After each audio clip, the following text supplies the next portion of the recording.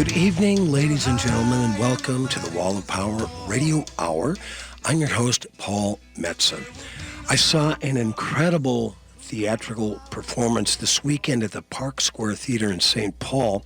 The show, entitled Marie and Rosetta, is a musically charged presentation that takes place in a funeral home in Mississippi in 1946, featuring Sister Rosetta Tharpe, considered the godmother of rock and roll, and her first rehearsal with her young protege, Marie Knight, as they prepared to embark on a world tour that would establish them as one of the great duos in music history.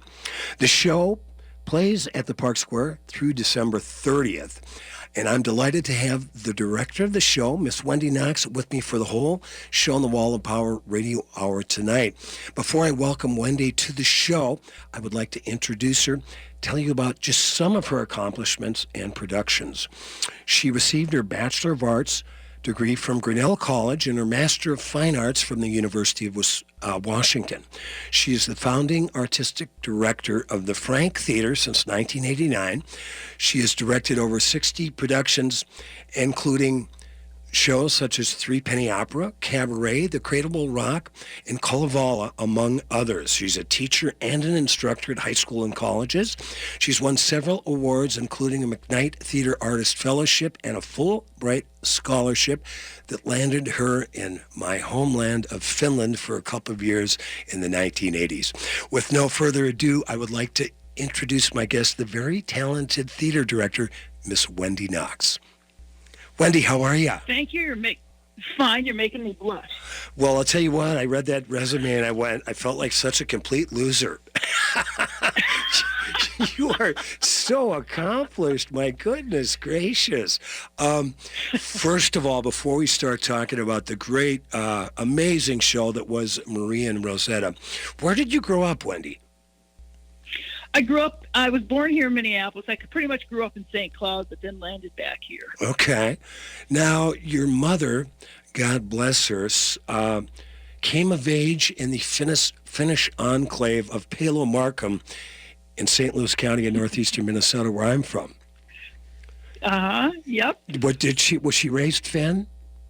Oh, yeah. She was Finnish was her first language. My grandfather came from Finland, and my grandmother both of her parents came from Finland. So Mom was 100% Finnish, and they had a farm in Palo that my uncle, who just died this last year, they continued to have the homestead is still there. Okay. So, yeah.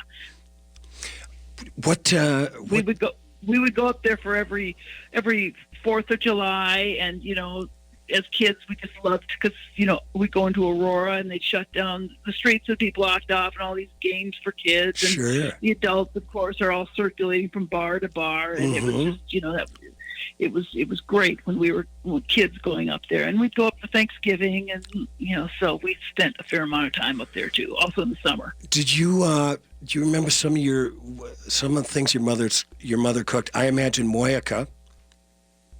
Oh, moyaka, yes, and she also made, up until she passed away just about 2 years ago, but she would make the pula. She'd make the Finnish, cardamom bread, and beet salad. She loved that, and and after I lived in Finland and came back with support, so she just loved when I would make Finnish things for her. Oh. She's like, oh yeah, so yeah.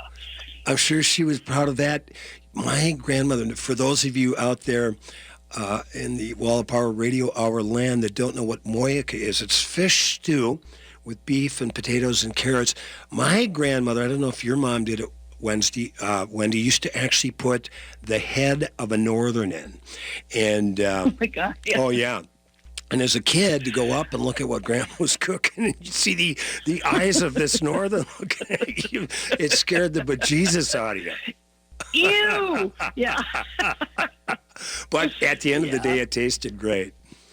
So when was your, growing up in Minneapolis, what high school did you go to? Well, I went to high school in St. Cloud. Oh, St. Cloud, okay. So, yeah, I was born here, but then when I was like 4 or 5, my dad got a job teaching at the University of Northern Iowa, so we moved there for a year, and then he was head of special ed at St. Cloud State for like 25, 30 years. Cloudy town. Exactly. Yeah. So when did you get interested in theater? Well, I went to Grinnell College, and I went in as a chemistry major, thinking I was going to be pre-med or veterinarian or something like that. But I came out as a theater major. So I don't know. Somehow something happened there, and so that's when I started working in theater. And then I moved to Seattle, and I worked for a year just in the theater there, and then I started graduate school and in directing. So you weren't really were you doing any kind of theater stuff in junior high and high school? No, not at all. Wow. Not at all. No. Incredible. Nope. Yeah. So I think I was in one play. Well, my senior year of high school, I was in one play.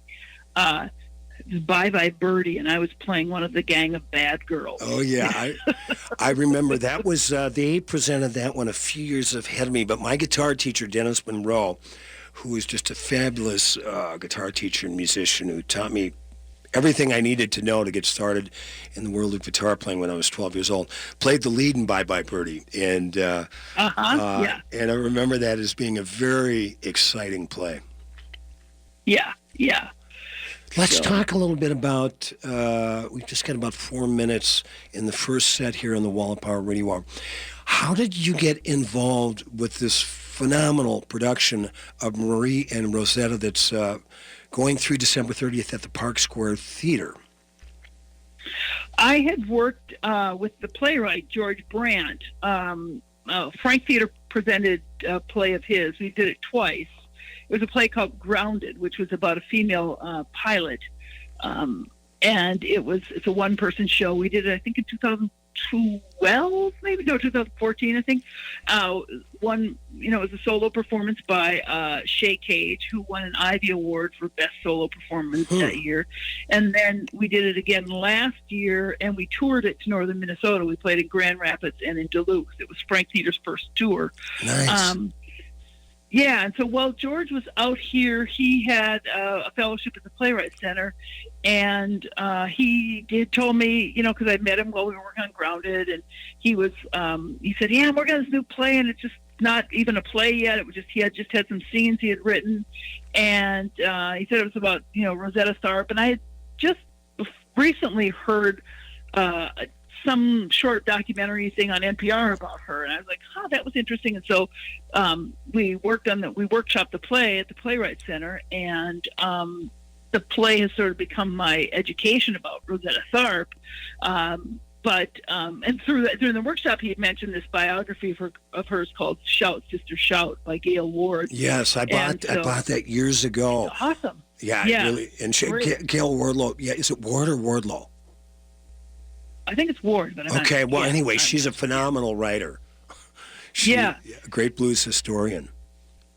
It's great, and it's great because it goes into the whole history of Rosetta growing up in the church, and just her, spent most of her early years as a gospel singer, and so it was great to to work with George on that, and then then he went on to finish the play, and it's been produced several places. It's been produced around the country, and then I had heard rumors that a mid-sized Twin Cities theater was producing the play, but I didn't know which one it was, and I just thought, I wonder. For some reason, I thought it was Park Square, so I sent Richard Cook, who was then the artistic director. I sent him a message saying, "Hey, if you're doing this play, I'd be interested. I understand if you're looking for a director of color, but if not, I'd love to put my name in the hat." And he said, "We don't have the rights. Someone else is doing it, but we did apply for them, and I'll let you know." So I was like, I was still trying to think what theater could be doing it, and it turned out that the other theater that was going to do it passed on it. So Richard did get the rights, and then he contacted me, and so it just worked out, and I was thrilled because I really liked the play, and it was also to work with these people, to work with Gary Hines of Sounds of Blackness. Oh my God! Musical director in this. Oh, I know. The guy's a genius. I mean, he is, and just he's such the a nicest Oh, man. Yeah, he and the coolest cat. We're talking with director Wendy Knox, who directs a play called Marie and Rosetta about Sister Rosetta Tharpe, playing at the Park Square Theater through December 30th. And we're going to be listening to some songs. There's 13 songs in the play associated with Sister Rosetta Tharpe, performed by, we'll talk about the actresses in the upcoming sets here in the Wall of Power Radio Hour. But one thing before we listen to Up Above My Head, which was performed in the production, was I got to give George credit, because for a white guy, he nailed that vernacular of these two black women, just to the wall. We'll talk about it. We're listening to a little music. Be back with Wendy Knox in the second set, all through the night on the Wall of Power Radio Hour. I really do believe. Yes, I really do believe. There's a heaven somewhere. Heaven somewhere.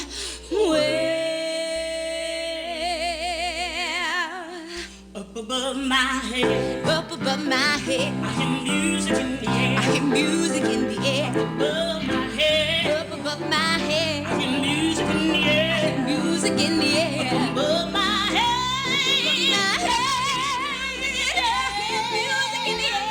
I really do believe there's a heaven somewhere. All in my home, all in my home, I hear music in the air. The number one source of the Twin Cities gay scene is all digital. Follow Twin Cities Gay Scene on Facebook and Twitter. Sign up for the Scene Shot email blast for weekly updates and chances to win great prizes. No app is needed to view the bi-weekly web editions of Scene. It's GLBTQ media for the mobile generation. Find it all at TwinCitiesGayScene.com. That's TwinCitiesGayScene.com. This is New Beginnings, hosted by award-winning broadcaster and speaker Freddie Bell. Freddie, this generation of the baby boomers, people are living longer, so the baby boomers are taking care of elderly parents. Let's talk about your health, and specifically, let's talk about Medicare.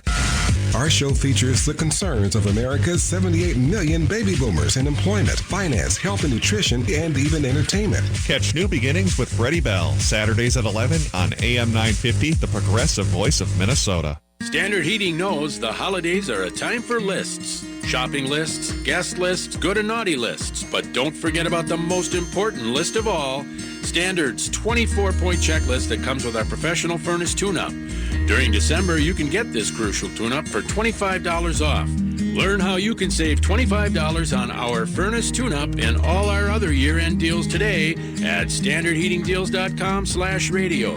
Standard Heating and Air Conditioning, comfort you deserve. Hi, this is Laura, and I want to tell you about my family's favorite thing. It's our wood stove. We bought it about 14 years ago from Woodland Stoves and Fireplaces. And see, the wood stove has actually paid for itself because we can keep the main area that we live in toasty warm with this great moist heat. But more important than saving money, it has actually improved our lives. Having a fire simplifies life. It provides comfort.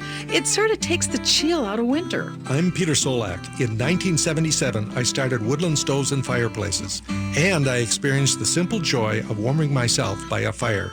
I also realized that the place and the way we embrace fire has evolved in a diversity of forms and styles. So at Woodland Stoves and Fireplaces, we have brought together the widest selection of our fireplace products and technical knowledge in the Twin Cities. Our mission is to use our knowledge to help you choose the design and function that is right for you and your home. Visit Woodland Stoves and Fireplaces today and find the right fire for you. Burger Mo's makes holiday gifting easy and rewarding. For every $100 in gift cards purchased, valid at both Burger Mo's and the Downtowner Woodfire Grill, receive a bonus $20 gift card for yourself. Burger Mo's offers 20 fresh, never frozen burger varieties, as well as delicious appetizers, soups, salads, and unburgers, dogs, paninis, shakes, and desserts, and 2 daily happy hours. Located at 242 West 7th Street in St. Paul, with plenty of free parking and online at burgermos.com. Welcome back to the Wall of Power Radio Hour. This is your host, Paul Metsa. My guest for the whole show tonight, director Wendy Knox, who has helped produce an incredible show at the Park Square Theater called Marie and Rosetta. When we ended the first set, I was telling Wendy I was so knocked out by this white guy, George Brandt, who lives in Cleveland, who so nailed the black female vernacular. Yeah, he did. The dialogue is great, and then it also helps when you have those two amazing actors. I mean, Jamesia Bennett and Rajane Katura, just, you know, they have really brought it to life. Oh, in totally. A great way. Yeah, I mean, it was, but it was just, you know, you were listening to that stuff, and it takes place, you know, the whole show is a funeral parlor in Mississippi in 1946, and Wendy, tell us about, I mean, that wasn't just a function of the play. That's occasionally where Rosetta and Maria would end up staying as they went from town to town in the segregated South. Well, it was things with sort of the, you know, I mean, there's a thing called the Green Book. There's a movie coming out that's just come out about it. I haven't seen it, but that sort of was, it was called, I think, the Green Book for Negro Travelers. So, which would tell, you know, traveling in the South at the height of Jim Crow, there were places that just weren't safe for people to go. And so when these musicians were touring, and not just musicians, anyone, it's just that they wouldn't be able to, they weren't welcome at hotels. So they had to rely on Good Samaritans to help them find places to stay. And so it was often someone's garage, someone's kitchen, someone's couch, or like in this case, funeral parlor, which was not, I mean, it was a thing that happened that they would. So, you know, as they were going from town to town playing, that's where their lodging was. So it is interesting when the play opens and you see these coffins on stage. You're like, what's going on? You know, but and believe me, when we were rehearsing the day that the set pieces started coming in, and we're in the rehearsal room, and the coffins had arrived, and it was so funny to watch each of the actors come and they go, whoa, you know, they're freaking everybody out. No and then kidding. as they rehearsed for a few days, they got very used to it, very comfortable with it. Like Rosetta is in the play; she's very comfortable. It's like, well, this is, you know, we got a place to stay. Right, so, right. And a soft pillow. Exactly. You know, it's crazy. I live in Northeast Minneapolis, right in the neighborhood of which is now Casket Arts, but used to be the place that would turn out hundreds, if not thousands, of caskets over the years. And when I moved in to my neighborhood in '96, it was still making caskets. And you would turn the corner and turn on that street, and all of a sudden you saw 40 brand new caskets ready to be picked up to be shipped off to wherever. And it was always such a reminder of my own mortality, you know? Yeah. There's just a certain vibe with it. But what's really incredible, and I'm not going to give away the ending, but the very beginning when Maria is putting the makeup on Rosetta, and you can go back and look. You can find color pictures of Rosetta. You can Google it, find some live performances online. But she was a gorgeous woman, and how it ties in the very end is just stunning. Really, I have to say. But that last scene, I mean, it takes you a while to put it together exactly because the time is kind of shifting in that. And so, but it was just, literally, Wendy had tears in my eyes at the end. I was, last night I went down to the Dakota. I went to see the Hooked on Hamilton thing that was put together by T. Michael Rambo. And as I was sitting there, this woman comes up to me, she goes, "We were at Park Square on Sunday, and you totally took us by surprise." And I didn't know. I said, "Oh, what?" She's, "Well, we stayed we were at the play, and like, we were watching the play, enjoying it, and all of a sudden you had us both in tears." You know, so it's very moving at the end when you just sort of, you know, you realize what all she went through, and you know, and she has such, I mean, I think in Rosetta's music you hear it, but also in Jamesia's performance, there's such joy. Oh yeah. In you know, that just that and then when you put all the stuff together about her life, you know, and you know, it does a little bit of a heartbreaker at the very end. There was, you know, like I said, I read the book on her by Gail Ward, and then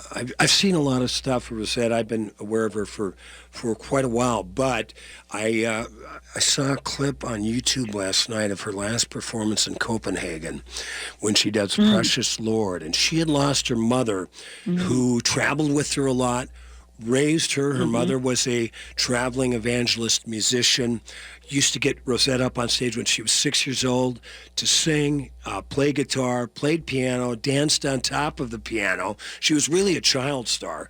Then Rosetta, Tharpe became one of the biggest stars in gospel music, and then crossed over into the nightclubs in the 40s and the blues. But to watch that performance when she's referencing her mother and sings Precious Lord or Precious Memories, the song? Yeah. But when she sings that at the end, which is also the last tune in the production of Marie and Rosetta, it's, my God, she lived it. She was imbued with the Spirit, and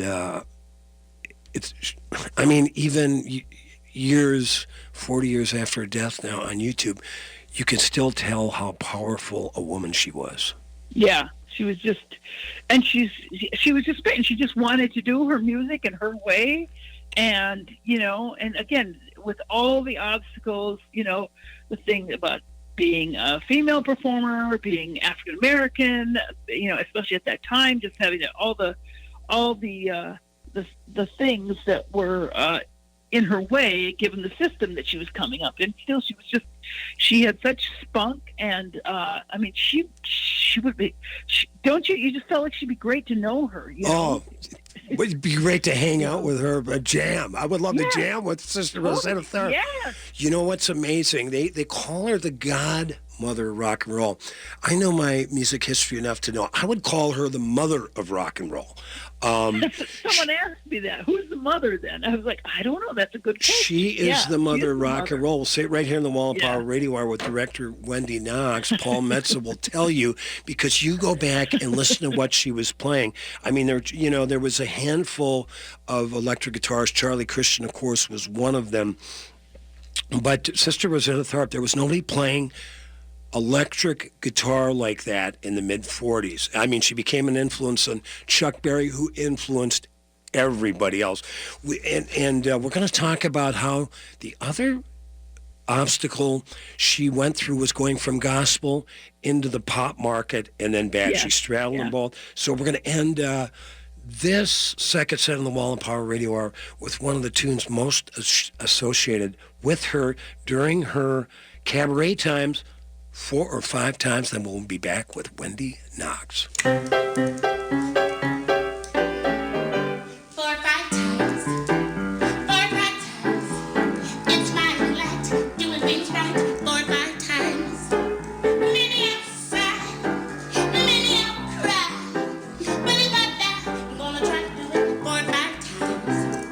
4 or 5 times. 4 or 5 times. 4 or 5 times. 4 or 5 times. He's my king, makes me swing 4 or 5 times. I confess, he's the best. He's the best. He passed the test, killing mess 4 or 5 times.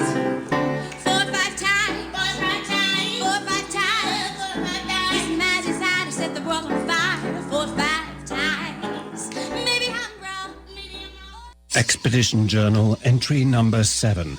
It's been a week since I entered this vast land called Big Buy Electronics in search of a digital camera. Today, I encountered several people calling themselves employees, but they only spoke of car stereos, knowing nothing of cameras. So I continued westward through endless forests of CDs and DVDs.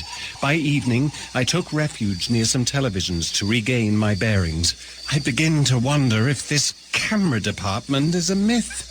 I should have heeded my colleagues and gone to National Camera. Their knowledge and customer service is the stuff of legend. But it is too late for me now. Tell my wife I love her. At National Camera Exchange, our price guarantee means we'll match any local store or internet price any day of the week. And now during our holiday sale, the prices get even better. You'll even get free classes with any camera purchase. See store for details. Tune in for Philosophy Talk, the program that questions everything. Except your intelligence. Coming up, what do we owe future generations? Well, for one thing, we owe them a habitable planet. But they don't even exist yet. Why worry about them? But we're grateful to previous generations for everything they did for us. Yeah, but the past is over, Josh. The future isn't here. Not yet, but it's coming. What do we owe future generations? Next time on Philosophy Talk. Philosophy Talk, every Sunday at 8 a.m. and again at 2 p.m. on AM 950. Toyotathon is on. Head to Rudy Luther Toyota and check out the great deals. Rudy Luther has huge model year-end incentives, but it's the continued service which will make you a loyal Luther customer. Get 2 years maintenance free with every new Toyota purchased, performed in one of the largest volume service departments in the country. They'll never sell you service you don't need. Plus, the Luther Advantage card gets you great discounts at holiday. Go to RudyLutherToyota.com for all the Toyotathon deals. Rudy Luther Toyota, 394 and 169 in Golden Valley. Considering replacing your vacuum? What do you do with the old one? Throw it in the garage? Worse yet, throw it in the garbage? How about trade it in and save? A1 Vacuum in Roseville has been around forever, and they take trade-ins. When you trade in your old vacuum, you save. So if it's time to replace that old clunker headed for the garage or landfill, bring it into A1 Vacuum in Roseville. You can find A1 Vacuum at a-1vacuum.com or call 651-222-6316. Located just north of 50th in France, the Great Wall Restaurant has provided a delicious taste of authentic Chinese cuisine since 1981. Specializing in Szechuan and Peking dishes, they offer one of the most extensive menus in the Twin Cities. Favorites include hot and sour soup, pan-fried dumplings, and mushu pork with homemade Chinese pancakes. Stop by their Edina location or call for takeout at 952-927-4439. See the full menu at greatwallrestaurant.us. With your AM 950 weather, this is Eric Nelson. Tonight will be partly cloudy with a low around 28. Sunday, sunny with a high near 38 and a low around 20. Monday, sunny with a high near 30 and a low around 21. And Tuesday, mostly sunny with a high near 37 and a low around 27. AM 950 is brought to you by Eat Local Minnesota. Break away from the usual and find a list of one-of-a-kind local restaurants at eatlocalminnesota.com. From elegant to casual, exotic to comfort food, they've got everything and more. Find the full list of incredible nearby restaurants at eatlocalminnesota.com. Welcome back to the Wall of Power Radio Hour. This is your host, Paul Metza. We have the great and acclaimed theater director, Wendy Knox, with us tonight on the show for the whole show. She is directed a fabulous play that's over at the Park Square Theater through December 30th called Marie and Rosetta. If people are interested, and I sure hope you are, and you got to get tickets, I'd call today. The number is 651-291-9196, 651-291-9196, or go to parksquaretheater.org. Theater is R-E at the end, not E-R, parksquaretheater.org. Wendy, so we finished talking in the last set about how she was literally, Sister Rosetta Tharpe, a gospel superstar. And then at a certain point started performing in the nightclubs, which initially totally freaked out her gospel audience. Yeah, it's interesting, too, and this is addressed in the play, too. I mean, she was then kind of shunned by the whole church community because, you know, taking that music, playing in those nightclubs, which was just, that was dirty, you know? Yeah. And so and that hurt her, you know, because the gospel community was, I mean, that was her community. And so it's interesting that conflict, and that kind of went on for a long time. I mean, she had to fight to get back, and I don't know if she was ever fully welcomed back because of her association with the dreaded rock and roll, you know. And one thing that I didn't, I watched the BBC episode on her last night, and I'm not sure, I don't think it was referenced there. I don't think it's referenced in the play, but I do believe she was also at that incredible show at Carnegie Hall that America's Greatest Talent Scout put on, John Hammond. Sister Rosetta Tharpe, I believe, was a performer at that. Also, great show. John had just a phenomenal selection of blues and gospel and black musicians at that. And he was searching to try to get Robert Johnson on the show, and Robert had died. They say poisoned right around that time. But anyway, that's something I think people should check out. Do some Googling about the 1938 Spirituals to Swing concert at Carnegie Hall, put on by the great John Hammond. Tell us, Wendy, because, you know, when I'm looking at, I have the program right in front of me. Although it's just a two-person show with Jamacia Bennett and Rajani Katura-Brown, a 23-year-old phenom, who's just, her dad was there. I think her dad flew in from Atlanta or something, which was very cool. But to put on a show like this, okay, artistic staff, music director, the great Gary Hines, a very good friend of mine who we both worship at the altar of his musicianship, scenic designer, costume designer, lighting designer, sound designer, assistant sound designer, properties designer, wig designer, dramaturge, stage manager, assistant stage manager, two main players in the cast, an understudy, two musicians playing the guitar and piano in the background.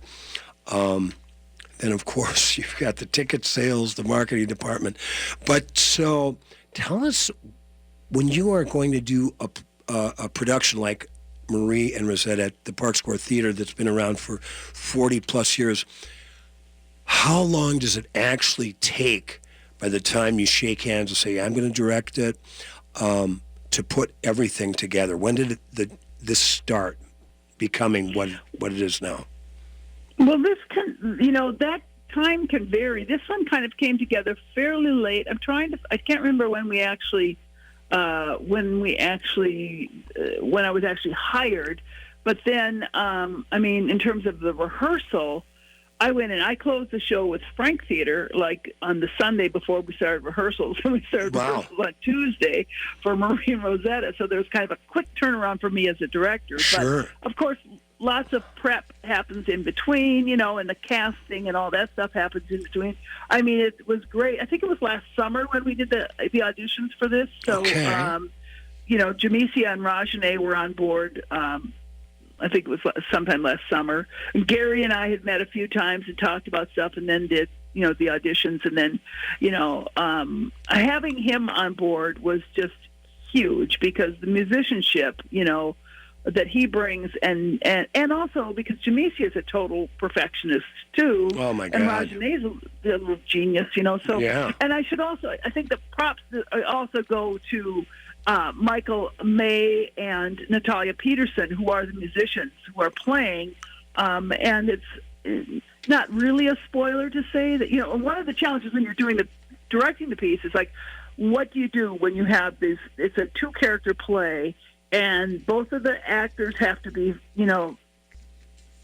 killer singers, and also, according to the play, that they are playing the instruments. I mean, right. Marie is playing the piano, and Rosetta is playing the guitar. So ideally, you'd want to find actors who could play guitar and piano and sing and act. Well, that probably ain't going to happen. Right. So most performances, you have to figure out what do you do with that. Most performances of this play that I've read about have musicians who are actually voicing what the actors are doing. And so Michael May is a guitar player who voices Rosetta on stage musically, and Natalia Peterson is the pianist who voices what Marie is doing on stage musically. And they all worked. They all worked really hard. And with Gary, it's an interesting level that you don't have to deal with directing a sort of a straight play or often musicals, where it's like the sort of miming of the playing of the instrument has to be spot on. Right. And Missy in particular was really working on how to play guitar and how to do that. So she, and it's kind of great because we did a little quick survey of the audience after the show the other day, and who thought they were playing the instruments, and about 2/3 or more thought they were actually playing, which was great, especially for that, for the story being told.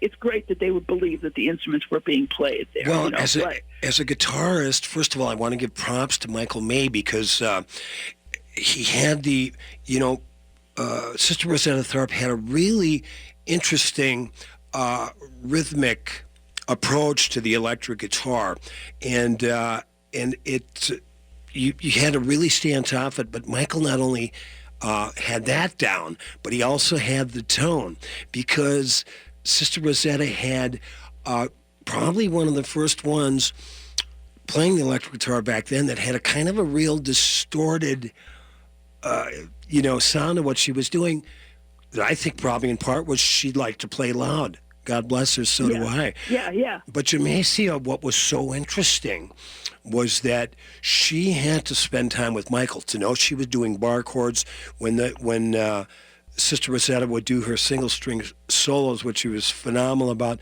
Jamesia, what really was, man, tracking that big time. I mean, you'd have to really pay attention and go, geez, no, she's hitting a wrong chord, or she's doing this and that. I mean, she did an incredible job. And then having to sing, and she's also doing dance moves at the same time. Yeah. It was really incredible. And then they both sang like angels.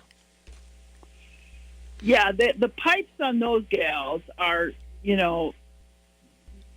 Jamesia with her however many Grammys she's got, and just as a lead vocalist for the Sounds of Blackness, and then just the stuff she's done, she's just, I could have a worse job than having to sit and listen to that every night. Oh, no kidding. And then Rajana, it's such a delight because she's 23 years old. She's just out of college. She went to Spelman College in Georgia and came up here and did a year performing apprenticeship at the Children's Theater, and now she's just busting out, and she's just going to be, her voice, it's been really fun to watch, even during the course of the play, to watch it develop what she's done with the music, Well, that yeah, Peace go ahead. in the Valley at the end of the show is just oh my gosh, fabulous. Yeah, and one of Elvis's favorite gospel tunes to sing too, because Elvis, and if you look at, I think people that are interested out there in the history of rock and roll, you've really got to study Sister Rosetta Tharpe, because she not only brought the guitar playing and the singing, but she brought this energy that captivated musicians, Jerry Lee Lewis, Johnny Cash, Elvis Presley. And then she did some time touring with the Jordanaires, who were the white gospel quartet that Elvis used, and there was such a crossover. So you think, Elvis grew up loving gospel music as well, used to go to gospel churches to dig it, but he was a huge fan of Rosetta's. According to one of the Jordanaires on the BBC documentary I saw, he said Elvis just loved her guitar playing. But I think if you see early Elvis and you look at the early Rosetta Tharpe, this is not just about singing. This is about becoming the spirit of the song. Right. The whole energy of performing. Yeah. Mm-hmm. And that he does talk about how she was his favorite guitarist. You know? Well, it was also incredible because I was with my friend Phil Freshman, and who just thoroughly enjoyed the show on Sunday at the Park Square Theater, watching Marie and Rosetta. And during the cast discussion at the end, it was so funny because you looked at Jamesia and Rajane, and the costumes are gorgeous, and so of the time, and the wigs are amazing. So you just figured, well, that's what these two ladies look like, right? And then they come out for the discussion, and it's like they're in their street clothes and their sweats, and they're just hanging out. They're just like two ladies you just want to hang out with, and you go, oh my God, that's right. That was Rosetta and that was Maria. Yeah. Well, I think they're having such a ball performing the show too. I think they're the energy between the two of them is great, and I think, and again, it's just what joy they must get from performing this. It's been really a great project for all of us. Oh my God, and I highly recommend anybody that hasn't figured out what Christmas presents they're going to buy. Buy a couple of tickets for your friends or your family for this Marie and Rosetta at the Park Square Theater. We're going to go out with another song that Rosetta used to sing when she moved into the nightclubs called Tall Skinny Papa, and then we'll be back with Wendy Knox.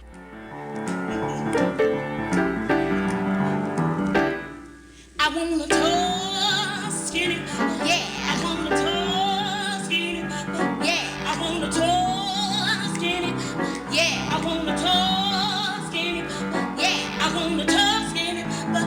That's all I'll ever need. She wants a tall, skinny papa.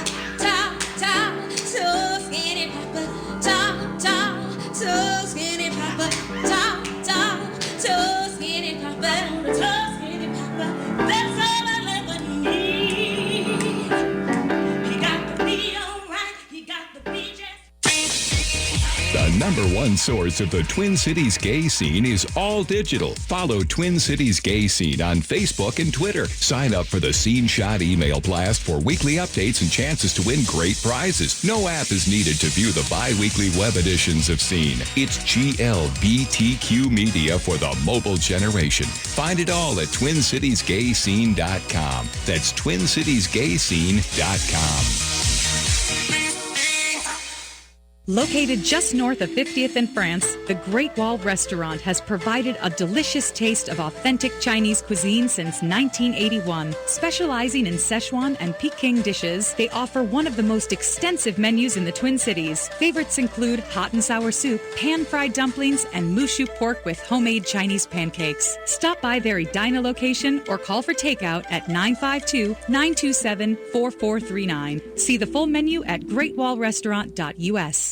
This holiday season, think outside the everyday chocolate box. Make a splash with your friends, family, and clients with elegantly packaged artisan chocolates from Chocolat Celeste. Come taste the intoxicating flavor of the finest European chocolate, handcrafted with love by founder and chocolatier Mary Leonard. Mary and her staff will help you understand the kind of chocolate that everyone wants and dreams about. Watch while the recipient opens the box. It's like a beautiful piece of holiday artwork. Then watch them taste the sweet and complex flavors. This holiday season, Chocolat Celeste has created an artisan collection for AM 950 listeners. Get 25% off of 6, 12, and 24-piece collections in-store only. A winter-themed truffle box of raspberry, Grand Marnier, peanut butter, key lime, lemon, Thai spice, Frangelico, and more.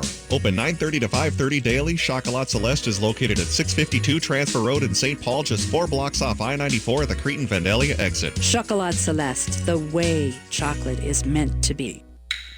Hi, Gregory Rich, owner of Habitation Furnishing and Design and host of Drink in the Style right here on AM 950. Hey, I've only got a few seconds, so here's the deal. Habitation is the coolest furniture store in town. Not only have we got some of the most exceptional furniture in the cities, but in many cases, Habitation can offer you store credit on your existing furniture. Stop in, talk to one of our designers, and let us help you make your home exceptional. Habitation Furnishing and Design, 4317 Excelsior Boulevard in St. Louis Park. Hi, this is Jen of Vandalia Glassworks in St. Paul. We're an independent glass studio celebrating the art of making beautiful glassworks. This ancient skill of creating art from fire is something you can learn to do through the Blow Your Own Glass class classes. Learn to make an elegant glass paperweight, and advanced classes will teach you how to make tumblers and other pieces of art. Consider giving the gift of experience during the holidays. Sign up with friends and family to create artistic glassworks together. More at VandaliaGlassworks.com. Oh, yes, how it rained. I said it rained, children. Rain, oh, yes. Didn't it, yes, didn't it? You know it did, or didn't it? Oh, my Lord, how it rained. You know it rained 40 days, rained 40 nights. To make my garment fit me right. When I get to heaven, gonna put on my robe. Tell the glad news. Look up David in the heat of the day. Tune up the harp and begin to play. I know it rained. You know it rained. Oh, how it rained. Rain too long. All night long. Rain, rain, rain, rain. Welcome back to the Power Radio Hour. Last set I'm your host, Paul Metsa. My guest director, Wendy Knox. We just heard a tour de force, Sister Rosetta Tharpe's song called Didn't It Rain? In the play, Maria and Rosetta through December 30th at the Park Square. You know, Wendy, we were talking about the great YouTube clips you can see on Rosetta Tharpe. And there is that Rosetta, I mean, this could be a 3-episode show just to talk about how great the play is, talk about more about Wendy Knox, and talk more about Sister Rosetta Tharpe. But we've just got an hour to do it tonight. Is that she went through, 3 husbands. She had a wedding in Washington at the ballpark, had 25,000 people there. It was recorded. I mean, this was like way before Woodstock, right? And and then she goes through rock and roll is kind of taken over. Her career and personal life has kind of now kind of the world has kind of passed her by. But in 1964, there's a phenomenal tour that goes to Britain called the American Folk and Blues Festival, and it featured Brownie McGhee and Sonny Terry, 2 of my heroes. I believe Howlin' Wolf, several other great black blues musicians, and Sister Rosetta Tharpe that introduced her to an international audience at that point. And she does the song Didn't It Rain, which we just heard, with that great white Gibson 3-pickup SG custom model, played at the railroad station in the rain. Is this the one, Paul, where she comes in the carriage? Yeah. Oh, it's fantastic. Yeah, with the horse, and she just, it's such a great clip. Well, and then, the thing I was wondering, it was her vocals were so powerful, and she was literally singing at the audience was college kids across the railroad tracks, right? Yeah. Like at a railroad station. And her voice was so powerful, and you're looking around and go, where the hell's the microphone? There had to been a microphone to tape it, right? You couldn't see it. That's how powerful her singing was. Well, and that's, and it's really funny because, like, real life parallel. Jamesia can also, she's just got, her voice is amazing too. But that thing about the use of mics, it's so interesting to see how, particularly like in musical theater now, is that, I mean, even when you go to these old theaters and you realize that actors, they had to project to fill up. And now it's so funny. They rely so much on that little microphone thing, and it's like, dude, you got to step it up. Yeah, you're exactly right. Look at Rosetta. She could just fill that place. But she loves it. There's a great line in the play when she first pulls out her electric guitar, and she said something. I'm going to be a big old Lady Gabriel, a loud Lady Joshua calling out.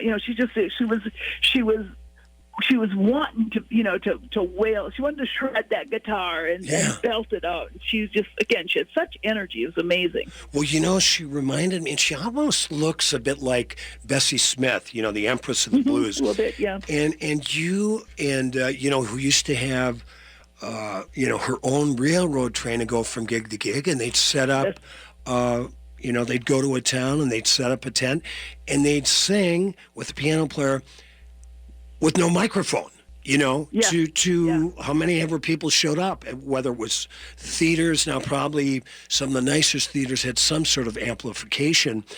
But these blues singers back in the day, Rosetta including, sang their formative years without amplification. Right. They had to be almost operatic in their projection vocally. Yeah. No, it really is something. And, and working out the sound for the show at Park Square, too, is that took some, again, Gary was really helpful with that, with getting the balance for the monitors and stuff, and like making sure that everybody could hear and because wanting to. And I think that Peter Morrow, who's done the mixing of the sound, done a great job where it doesn't feel like, he's, like the first time she sings, I love watching, of course I've seen the show a million times, but watching the first time she starts singing This Train is like, you can feel it's amplified, but it's not, it it doesn't feel artificial. You know, Right, he does a wonderful right. job of mixing it, so it feels very natural. Well, you know that one slow minor blues tune that she does about 3/4 Worth the price of admission. Oh, absolutely. I mean, that could be its own one-act play. Just that song. Yeah. It's that Totally. good. It's that good. I mean, I was just like going, my God, you know, verse after verse, chorus after chorus. Oh, my God, this is so good. So good. And it's different every night because she improvises so much, but just watching what she does, again, that voice of hers and what she can do with it is amazing. But that piece that's like a showstopper every night. It absolutely is. We've had Wendy Knox on, great director for the whole show tonight. Go and see Maria and Rosetta at the Park Square Theater. Once again, ticket office 651-2919-196, or track your tickets down at Park Square Theater. Theaters RE at the end. And Paul, .org. Paul, they just added a show too. I just got an email. They're added. I think it's on the 29th. They've got one additional show. Beautiful. So, it's selling. So yeah. Well, get your tickets. it's going to be you're going to get some Ivy awards for this. I'm absolutely Except convinced. for they stopped having the Ivy Awards, so we're too late. Otherwise, we would have done a sweep. Yeah, absolutely. And two, as long as we're talking about the great Gary Hines, The Sounds of Blackness, 'Twas the Night Before Christmas is coming up. Is it at the Fitzgerald? Do you know? No, it's at the Pantages this Okay, year. the Pantages. Go and see that. I saw it last year. Phenomenal. There's only one performance this year. I think it's 21st, maybe. I'm not sure the date, but it's one performance only. Wendy, it's been such a pleasure finally meeting you in person. I've known about you for since I moved to town, and your great work at the Frank Theater, and we have a lot of mutual friends. Director Wendy Knox, thank you so much for directing this fabulous play. Marie and Rosetta, have a wonderful holiday, and let's do martinis soon. Okay, thanks a lot, Paul. Thanks for listening to the Wall of Power Radio Hour. This show is produced by Paul Metza, engineered by Brett Johnson. We'd like to thank our guest director, Wendy Knox. If you're looking for some holiday gifts, you can get my records at the Electric Fetus, and I also have a great New Year's Eve show, a benefit for Metro Cable Channel 6. It's a cable station in Northeast Minneapolis where you can see Wall of Power TV every weekend at 8 and 11:30. It's going to be an acoustic Northeast New Year's Eve featuring myself, Mary Cutrafello, Pete Sandvik, Dan Israel, and several others. Tickets at mcn6.org. Remember, like my dad used to tell me, be kind and make someone happy.